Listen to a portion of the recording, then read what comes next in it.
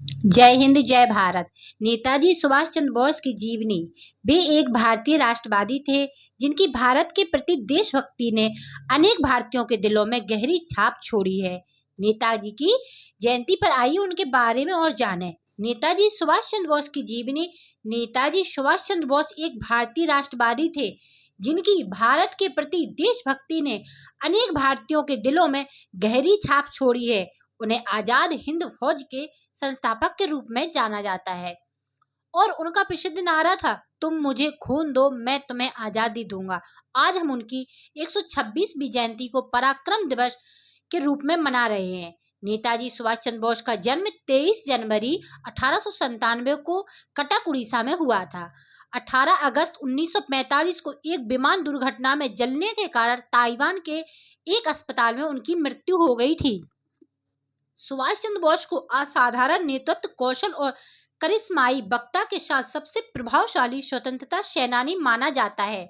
उनके प्रसिद्ध नारे हैं, तुम मुझे खून दो मैं तुम्हें आजादी दूंगा, जय हिंद और दिल्ली चलो। उन्होंने आजाद हिंद फौज का गठन किया और भारत के स्वतंत्रता संग्राम में कई योगदान दिए।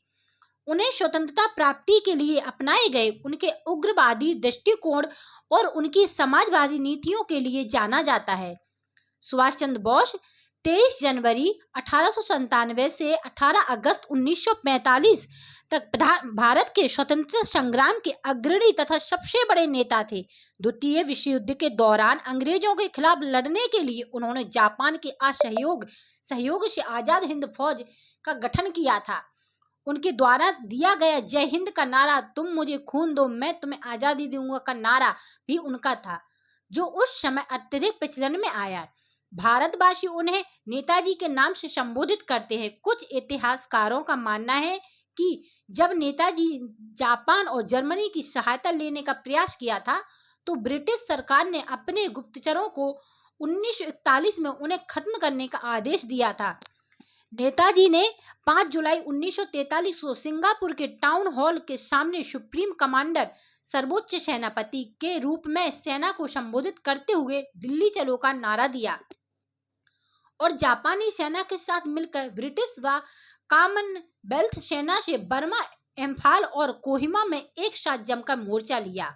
22 अक्टूबर 1943 को बोस ने आजाद हिंद फौज के सर्वोच्च सेनापति की हैसियत से स्वतंत्र भारत की अस्थायी सरकार बनाई, जिसे जर्मनी, जापान, फिलीपींस, कोरिया, चीन, इटली, मांचको और आयरलैंड सहित 11 देशों की सरकारों ने मान्यता दी थी। जापान ने अंडमान और निकोबार द्वीप समूह इस अस्थायी सरकार को दिए हैं। सुभाष उन द्वीपों में गए और उनका नया नामकरण किया। 1944 को आजाद हिंद फौज ने अंग्रेजों पर दोबारा आक्रमण किया और कुछ भारतीय प्रदेशों को अंग्रेजों से मुक्त भी करा लिया।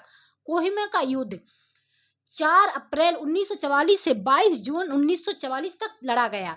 एक भयंकर युद्ध था। इस युद्ध में जापानी सेना को पीछे हटना पड़ा था और यही एक महत्वपूर्ण मोड़ सिद्ध हुआ। 6 जुलाई 1944 को उन्होंने रंगून रेडियो स्टेशन से महात्मा गांधी के नाम एक प्रसारण जारी किया, जिसमें उन्होंने इस निर्णायक युद्ध में विजय के लिए उनका आशीर्वाद और शुभकामनाएं मांगी। सुभाष चंद्र बोस की मृत्यु को लेकर आज भी विवाद है। जापान में प्रतिवर्ष 18 अगस्त को उनका शहीद दिवस मनाया जाता है, परंतु भारत में रहने वाले उनके परिवार के लोगों का आज भी यह मानना है कि सुभाष की मौत 1945 में नहीं हुई। वे उसके बाद रूस में नजरबंद थे। यदि ऐसा नहीं है तो भारत सरकार ने उनकी मृत्यु से संबंधित दस्तावेज अब तक सार्वजनिक नहीं किए, क्योंकि नेताजी की मृत्यु नहीं हुई थी। 16 जनवरी 2014 को कलकत्ता उच्च न्यायालय ने नेताजी के लापता होने के रहस्य से जुड़े खुफिया दस्तावेजों को सार्वजनिक करने की मांग की वाली जनहित याचिका पर सुनवाई के लिए विशेष पीठ के गठन का आदेश दिया। आजाद हिंद सरकार के 75 वर्ष पूर्ण होने पर इतिहास में पहली बार वर्ष 2018 में भारत के प्रधानमंत्री नरेंद्र मोदी ने लाल किला पर तिरंगा फहराया। 23 जनवरी 2021 को नेताजी की 125वीं जयंती थी, जिसे भारत सरकार के निर्णय के तहत पराक्रम दिवस के रूप में मनाया गया।